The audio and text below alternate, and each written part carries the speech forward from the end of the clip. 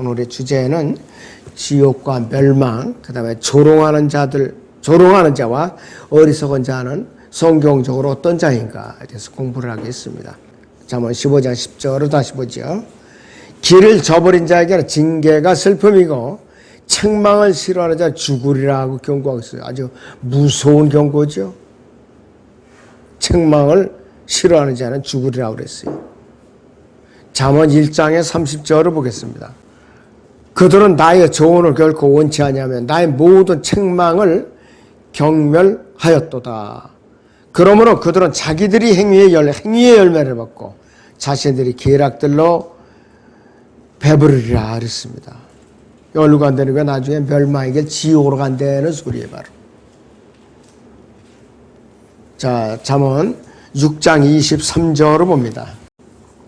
이는 계명은 등불이 되고 법은 빛이 되며 훈계의 책망은 생명의 길이 되어 너를 악한 여자로부터 타국 여인을 아첨하는 혀로부터 지키기 때문이라 그랬습니다.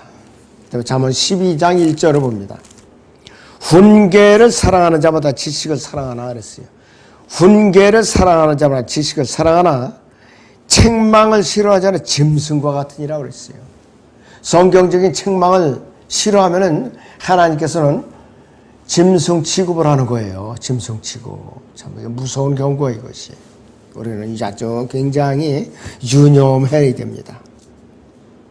그래서 아버지가 징계를 하거나 책망을 하는 곳이 그것서 이 잠언은 갑절이나 더한 진리라고 말씀을 하고 있죠. 잠언 25장 13절을 보죠. 신실한 사자는 그를 보낸 자들에게 마치 추수 때의 차가운 눈과 같아서 주인들의 혼을 시원하게 하느니라고 했어요. 또 잠언 29장 17절을 봅니다. 네 아들을 바로잡으라. 그리하면 그가 너를 평안하게 하리니 정녕 그가 네 마음에 기쁨을 주리라 그랬습니다. 자, 15절을 보면은 반대죠. 매와 책망은 지혜를 얻게 하나 혼자 버려진 아이는 그 어미를 욕되게 하느니라 그랬어요. 어려서 훈계를 받지 않고 책망을 받지 않고 자라난 아이는 나중에 나이가 들어서 부모를 갖다가 버리는 거예요. 부모를 갖다 버려요. 왜 나를 낳았느냐죠. 해준 게 뭡니까? 그러면서 대들고 부모를 박해하는 거예요. 실제적으로 있는 일이에요, 세상에서. 자, 그래서 하나님의 아들이신 예수 그리스도조차도 고난받는 일들로 순종을 배우셨다고 그랬어요. 히브리서 5장 8절에서 9절을 보겠습니다.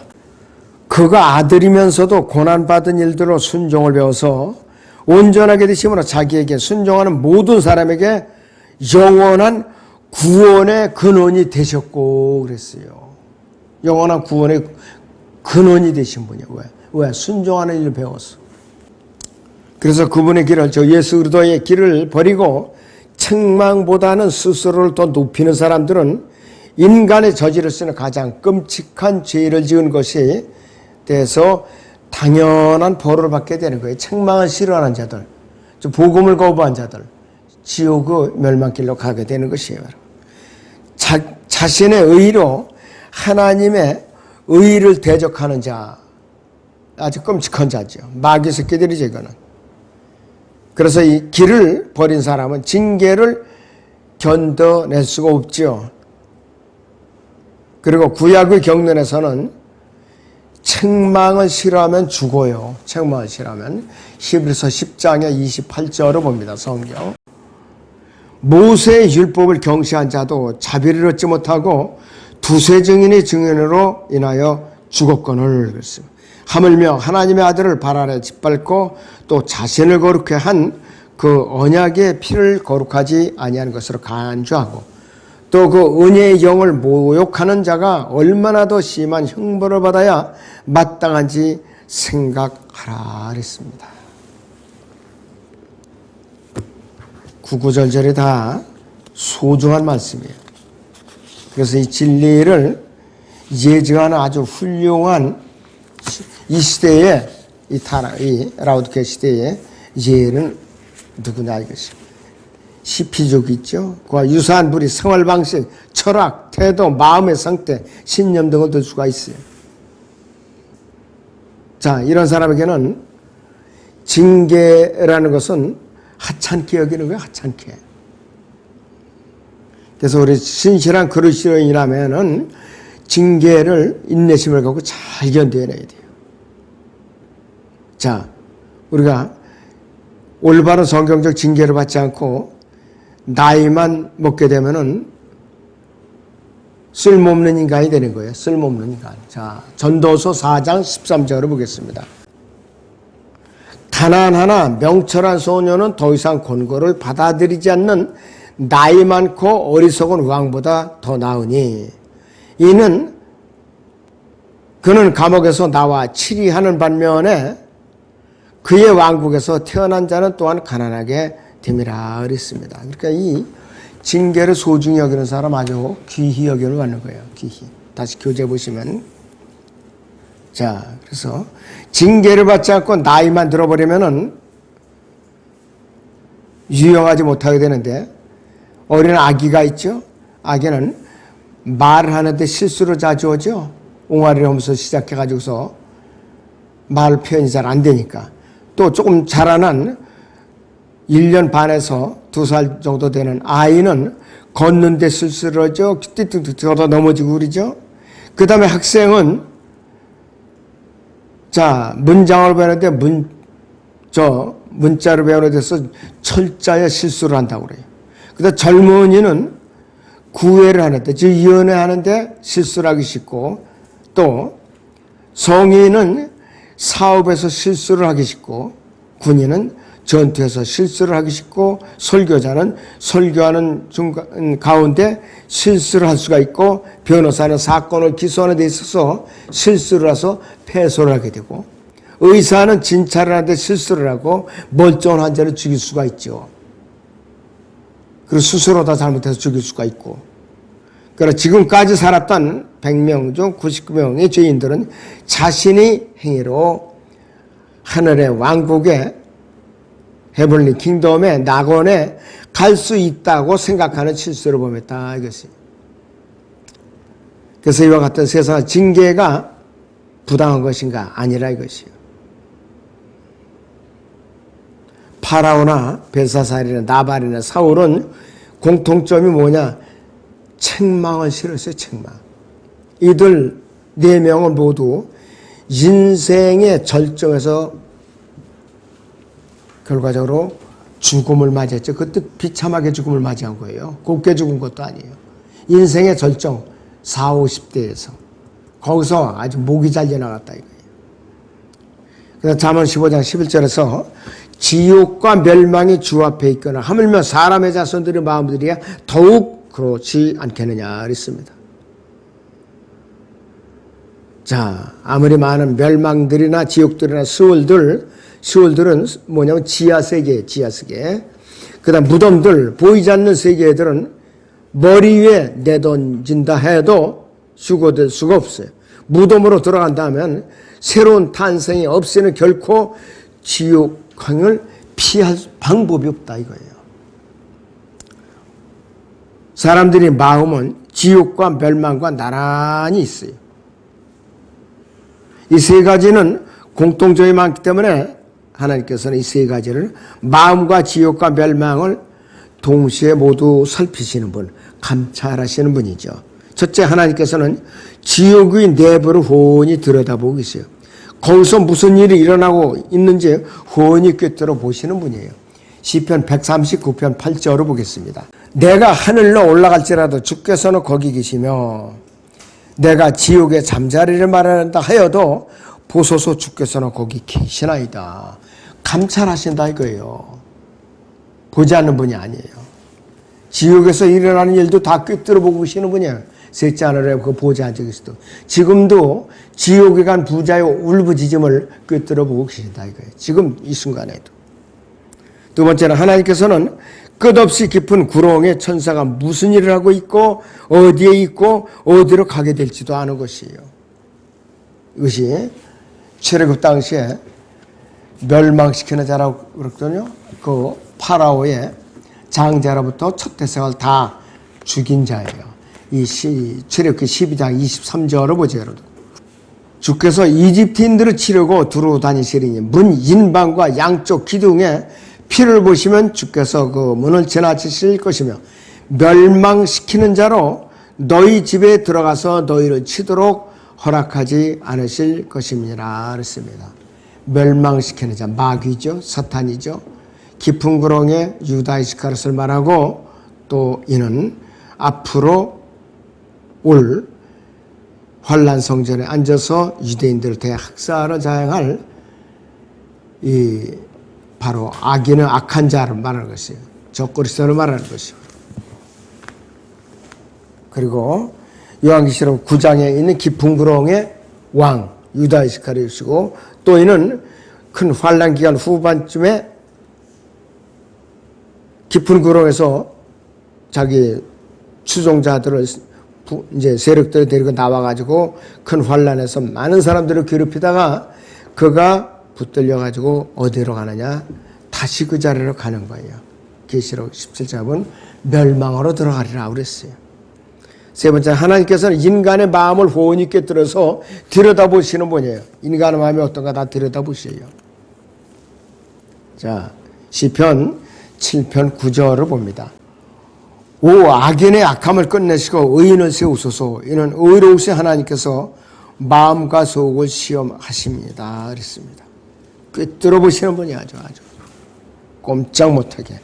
요한계시록 2장 23절을 봅니다. 또 내가 그녀의 자녀들을 사망으로 죽이리라. 그러면 모든 교회들은 내가 사람들의 속과 마음을 살피는 자임을 알게 되리라. 또 내가 너희 행위에 따라 너희 각자에게 주겠노라. 사람들이 속과 마음을 살피는 자라고 그랬는데 그것이 바로 예수 그리스도예요. 하나님이세요. 바로. 우리가 마음에 어떤 음행한 마음을 품었나 악한 마음을 품었나 선한 마음을 품었나 다 지금 이 순간에도 감찰을 하고 계셔요.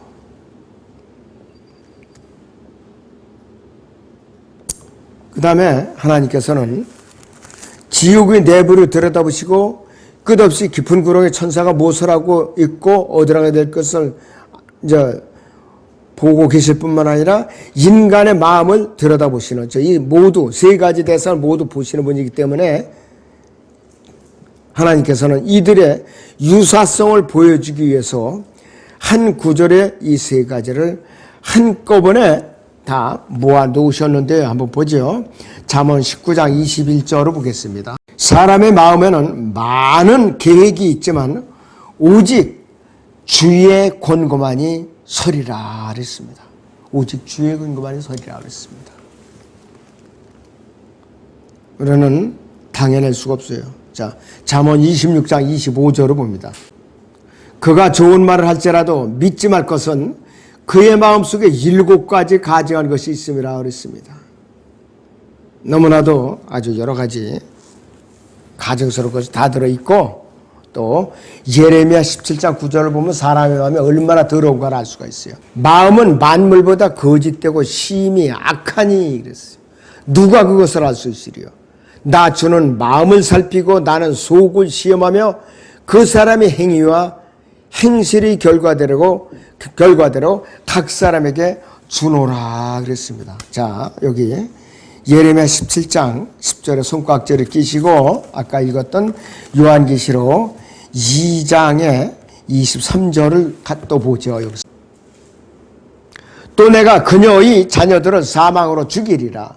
그러면 모든 교회들은 내가 사람들이 속과 마음을 살피는 자임을 알게 되리라 그랬습니다. 또 내가 너희 행위에 따라 너희 각자에게 주겠노라 그랬습니다. 이것을 이 계시록 2장 23절하고 예레미야 17장 9절 10절을 같이 이렇게 알아두시면은 참 유용하고 아주 소중한 교훈이 될 겁니다. 그래서 사람은 마음에 가득한 것을 말하는 것이에요. 많은 사람들이 마음에서 지옥의 불을 쏟아내는 거, 마음으로부터 지옥의 불을 쏟아내는다고 그랬어요. 마태복음 12장 34절을 보죠. 오 독사들의 세대야, 악한 너희가 어떻게 선한 것을 말할 수 있겠느냐. 이는 마음에 가득한 것을 입이 말하기 때문이라고 했습니다. 마음에 가득한 것을 입이 말한다고 그랬어요. 근데 야고보서 3장 6절에 보면 더 지독하요. 이 말씀의 표현이 더 지독하거든요. 혀는 불이요 죄악의 세상이라. 그처럼 혀는 우리 지체들 가운데 있으면서 온몸을 더럽히며 또 일생을 불태우나니 그 지옥의 불에서 태우느니라 그랬습니다.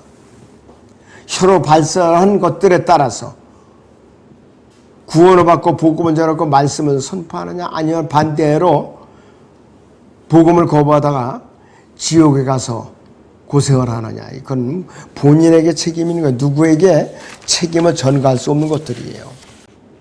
자, 그래서 이 배교한 라오디게아 교회 시대에 완악한 사람들이 하는 말의 특징은 무엇인가? 저주와 신랄한 마음을 보여주고 있어요. 이 시대는 말이 덜 완악해요.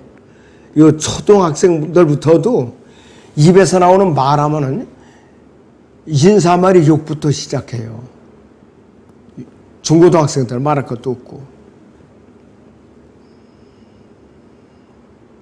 빌립보서 4장 8절을 보죠. 사도 바울이 뭐라고 권면하는가 이 시대에 우리. 끝으로 형제들아, 만일 무슨 덕이 있거나 무슨 칭찬이 있으면 무엇이든지 참된 것, 무엇이든지 정직한 것, 무엇이든지 의로운 것, 무엇이든지 순결한 것, 무엇이든지 사랑스러운 것, 무엇이든지 좋은 평판을 얻는 것, 이런 것들을 생각하라 그랬습니다. 성경적으로 이것이 가장 바람직한 것인데, 이 라오디게아 시대에 사람들 입에서 나오는 것은 온갖 쓰레기 같은 더러운 말이 나오죠. 우물, 포르노, 악한 상상, 마비된 양심, 불결한 생각에 더 익숙해져 있어요. 인터넷 매체, SNS, 페이스북, 그 다음에 또 유튜브, 그 다음에 이 공중파 매체들 보세요. 전부 아주 그냥 연말에 그 연예인들 대상 주는 거 보세요. 거의 벌거벗고 나와요. 거의 이런 짓을 하고 있어요. 자, 그 다음에 잠언 15장 12절부터 잠깐 또 다시 보죠. 여기서 조롱하는 자는 자기 일을 책망하는 자를 사랑하지 아니하며 현명한 자에게 가지도 아니할 것이라. 즐거운 마음을 얼굴을 밝게 하지만 마음의 슬픔은 영을 상하게 하느니라. 명철을 가진 자의 마음은 지식을 찾으나 어리석은 자들이 입은 어리석음을 먹느니라. 고통받는 자들이 못 온다는 악하나 즐거운 마음을 가진 자는 계속 잔치하느니라. 소유가 적어도 주를 두려워하는 것이 큰 재물로 인해 고뇌하는 것보다 나으니라. 나물로 말하는 저녁에 사랑이 있는 것이 살찐 숫소가 있으나 미워하는 것보다 나으니라. 분을 잘 내는 사람은 다툼을 일으키나 노하기를 더디하는 자는 다툼을 그치게 하느니라. 게으른 자의 길은 가시울타리 같으나 의로운 사람의 길은 평탄하니라. 현명한 아들은 아버지를 기쁘게 하나 어리석은 자는 자기 어머니를 멸시하느니라. 지혜를 멸시하는 자는 미련함을 기뻐하나 명철한 사람은 정직하게 하느니라. 의논이 없는 계획은 실망을 가져오나 의논자가 많으면 계획이 이루어지느니라. 이렇게 우리에게 말씀을 하고 있지요. 자, 그래서 조롱하는 자는 자기를 책망하는 자를 사랑하지 않는다 그랬죠. 사랑하지 않는 정도가 아니라 미워하고 증오해요. 네가 뭔데 참견이냐? 네가 뭔데 나한테 훈계하러 덤비느냐? 그러면서 아주 그냥 바락바락 화를 내죠. 그래서 교회 안에서도 누가 죄를 지으면 일단은 개인적으로 은밀하게 이렇게 조언이나 충고를 해주는 거예요. 그래도 듣지 않으면 두세 증인을 내세워서 조언을 해줘야 충고를 해요. 그래도 듣지 않으면은 교회에다 공개적으로 책망을 하는 거예요. 그래서 듣지 않으면은 교회 밖으로 믿지 않는 자를 여기고 출교를 시키는 거예요. 언제까지? 참회하고 돌아올 때까지.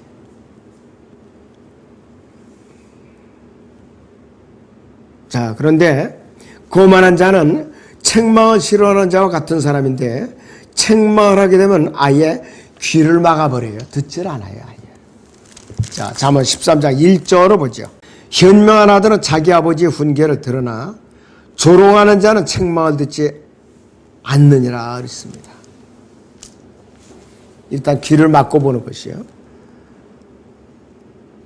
그래서 이 사람은 도무지 지혜를 발견할 수가 없는 사람이에요. 그래서 잠언 14장 6절을 보세요. 조롱하는 자는 지혜를 구해도 얻지 못하나 깨닫는 자에게는 지식이 쉬우니라 그랬어요. 조롱하는 자에게는 하나님이 지혜를 주시지 않으세요. 그를 기다리고 있는 것은 하나님의 심판만이 기다리고 있을 뿐이에요. 자, 잠언 19장 29절을 봅니다. 심판은 거만한 자들을 위하여 준비된 것이요 그랬습니다. 심판은 거만한 자들을 위하여 준비된 것이요 매는 어리석은 자들이 등을 위하여 준비된 것이니라. 참 아주 이런 말을 들려주면 바락바락 덤비고 욕설을 퍼부어요. 안 듣는다 이거예요. 내가 뭐 잘못했는데 네가 이런 거 갖고 훈계냐면서.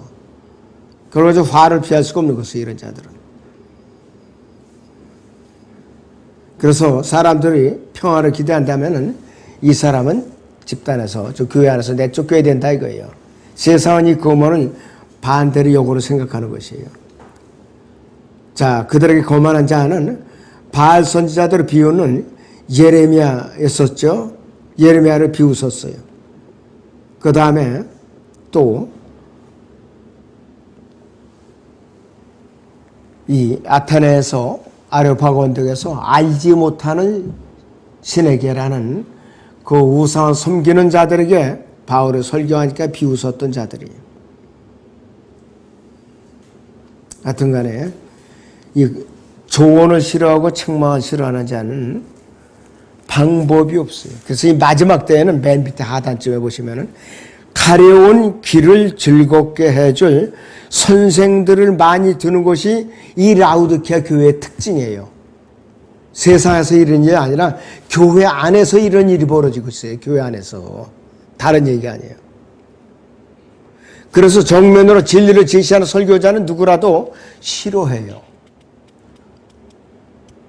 성경적인 설교를 하는 사람들은 왜? 부드러운 설교가 아니란 말이에요. 달콤한 설교가 아니고. 그러니까 싫어하고 아유 저 목사 설교가 딱딱하다는 둥 책망만 한다는 둥 이러니까 대부분이 대형교회 제가 설교를 유튜브로 통해 들어보니까 책망하는 설교가 없어요. 전부 다 부드러운 설교, 사랑하는 설교 그런 거더라고요. 자, 그 다음 페이지 보시면 바울은 젊은 설교자인 디도에게 어떤 사람들은 아주 강력하게 책망하라고 충고를 해줬어요. 디도서 1장의 11절에서 13절을 보죠. 더러운 이익 때문에 가르쳐서는 안 될 것들을 가르쳐서 집들을 온통 뒤집어 놓는 그들이 입을 막아야 될 것이라. 그들 중에 하나인 그들 자신의 선지자조차도 말하기를 크레테인들은 항상 거짓말쟁이들이고 악한 짐승들이며 게으른 탐식가들이라 했으니 이 증거가 옳도다. 그러므로 너는 그들을 엄히 꾸짖어 그들로 믿음 안에서 건전해지게 하고 유대인들이 꾸며낸 이야기와 진리에서 벗어난 사람들이 계명들의 귀를 기울이지 못하게 하라 그랬습니다. 이것이 벌써 AD 60년 이전에 내려졌던 훈계에 바로 이것이. 그래서 나이에 상관없이 선한 사람과 의로운 사람을 솔직하게 있는 그대로 말하고 선을 선이라고 부르고 굽은 것을 구분이라고 부르고 악한 것을 악한 것이라고 부르는 이러한 사람들이라 이것이. 또 아모스 5장 10절에서 그들은 성문에서 책망하는 자를 미워하며 그들은 정직하게 말하는 자를 증오하는도다 그랬어요. 이 시대에 바로 이 시대의 라우디케아 교회 시대예요.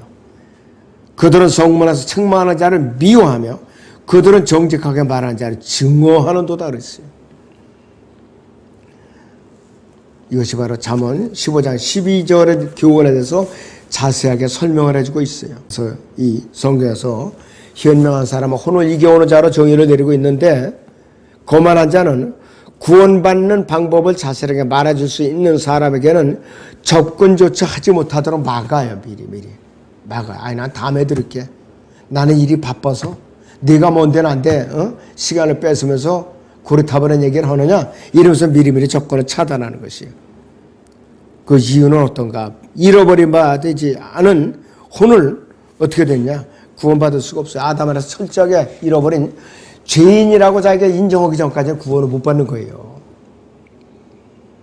예수 그리스도께 나오기 위해서는 첫 번째로 요구되는 사항은 그분만이 우리가 마땅히 받아야 할 지옥에서 구해줄 수 있는 유일한 분이라고 이해를 시키는 거예요. 예수님이 어떤 분인가 이해가 돼야 영접을 하지요. 인간의 의의는 모두 더러운 걸레와 같다 이것이요. 그래서 현명한 자를, 거만한 자는 현명한 자를 피할 뿐만 아니라 현명한 자를 미워하고 심지어는 죽여버리죠. 카인이 아벨을 죽였죠. 또 잠언 15장 13절에서는 즐거운 마음은 얼굴을 밝게 하지만 마음의 슬픔은 영을 상하게 하느니라 그랬습니다. 속이지 않고 자신의 감정을 표현하는 정직한 사람을 다룰 때에는 이 잠언이 아주 소중한 교훈이죠. 다윗의 영은 2번 상했고 하나님께서는 이 상한 마음과 상한 영을 받아주시는 분이죠. 그래서 마음의 슬픔은 영을 상하게 하느니라 그랬죠. 그래서 사람의 마음은 극도로 겸손할 때와 낙담할 때만 더 좋아지는 것처럼 보이는 속성이 있다고 그래요. 그래서 영은 항상 마음과 동일시되는 것은 아니지만 종종 건강할 때보다 상했을 때에 더 좋아 보인다고 그랬습니다. 전도서 7장 3절을 보죠. 슬픔이 웃음보다 나으니 이는 슬픈 안색을 인하여 마음이 더 나아짐이라 그랬습니다. 그래서 이 다윗은 마음이 상했을 때에 어떤 상태에 있었는가? 시편 51편 17절을 봅니다. 하나님의 희생제들은 상한 영이니 오 하나님이여 주께서는 상하고 참회하는 마음을 멸시하지 아니하시리다 그랬습니다. 다윗이 어떤 밧세바와 간음을 했을 때 죄를 짓고 나서 참회의 시예요. 그 자기에게 임한 성령을 거둬가시지 마옵소서 이렇게 부르짖는 거예요. 바로.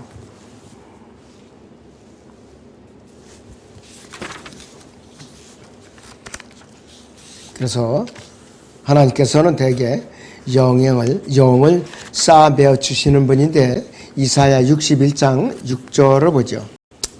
주 하나님의 영이 내게 임하셨으니 이는 주께서 내게 기름을 부으사 온유한 자에게 기쁜 소식들을 전파하게 하셨습니다.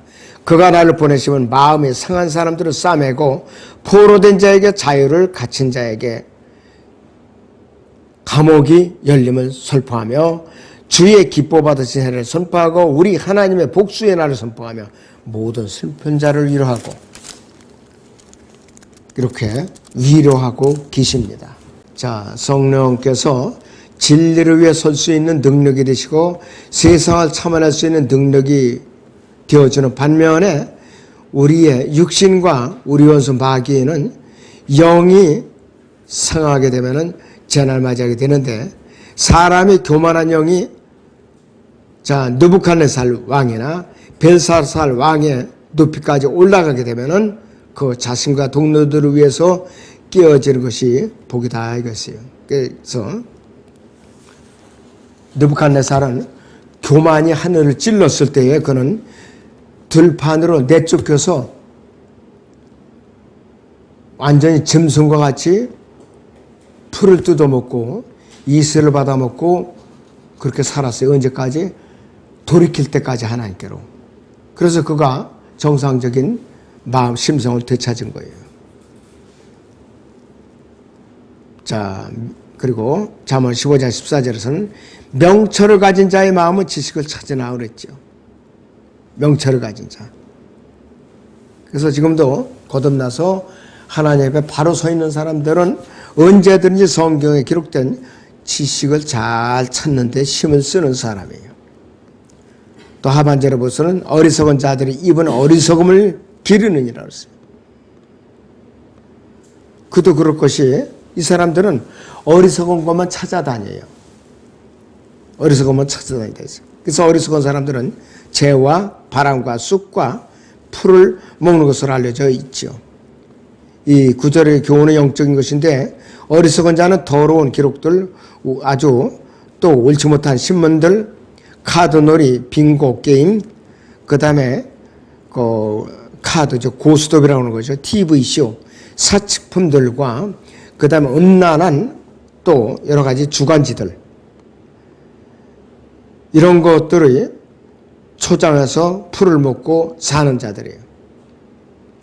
지식을 찾는 굶주린 사람은 이러한 진흙투성이의 늪지대를 초장으로 오해하지 않는다. 즉 분별이 있다는 뜻이에요. 자, 시편 32편 2절의 푸른 초장은 킹제임스 성경에서는 재와 쑥과 바람과 또는 풀과 비교해서는 안 되죠. 하나님의 말씀을 지식을 찾는 자들에게는 꿀과 우유와 고기와 사과와 빵이라고 나오고 있어요. 꿀은 잠언 24장 13절을 잠깐 보죠. 내 아들아 너는 꿀을 먹어라. 그것이 좋기 때문이라. 벌집을 먹어라. 그것이 네 입에 다니라. 그랬습니다. 말씀은 꿀에 해당되고 그 다음에 또 우유에 해당되죠. 히브리서 5장 13절을 봅니다. 젖을 사용하는 자는 누구나 의의 말씀에 능숙하지 못하나니 이는 그가 악이기 때문이라고 했습니다. 이것이 원본에는 킹제임스 원본에는 밀크라고 나와 있어요. 밀크, 우유. 말씀에 저기 아주 기초적인 지식밖에 모르니까 고기에 해당되는 걸 뜯을 수가 없어요. 그 다음에 또 고기는 단단한 음식이죠. 시편 50편 13절을 보겠습니다. 내가 숫소의 고기를 먹으며 순념소의 피를 마시겠느냐. 하나님께 감사의 제사를 드리며 지극히 높으신 분께 네 소원들을 갖고 고난의 날에 나를 부르라. 내가 너를 구해낼 것이요 너는 나를 영화롭게 하리라 그랬습니다. 자, 이 광야에서 시편 78편 13절에서는 광야에서 하나님께서 고기를 달라고 불평하니까 메추라기들을 몰아왔죠. 자, 그들이 씹혀갖고 목구멍으로 넘기기 전에 쳐서 많은 사람들이 죽임을 당했어요. 그 다음에 또 사과에 비유하고 있죠. 잠언 25장 11절을 봅니다. 적합하게 한 말은 은그림들에 있는 금사과들 같으니라. 적합하게 한 말들은 은그림들에 있는 금사과들 같으니라 그랬습니다. 그 다음에 또 말씀은 빵에 비유를 했죠. 마태복음 4장 4절을 보죠. 그러나 주께서 대답하여 말씀하시기를 기록되었을 때 사람이 빵으로만 사는 것이 아니요 하나님 입에서 나오는 모든 말씀으로 사느니라고 하느니라 그랬습니다. 마태복음 4장 4절은 누가복음 4장 4절에도 똑같은 내용이 나와 있습니다. 자, 오늘은 여기서 마치겠습니다.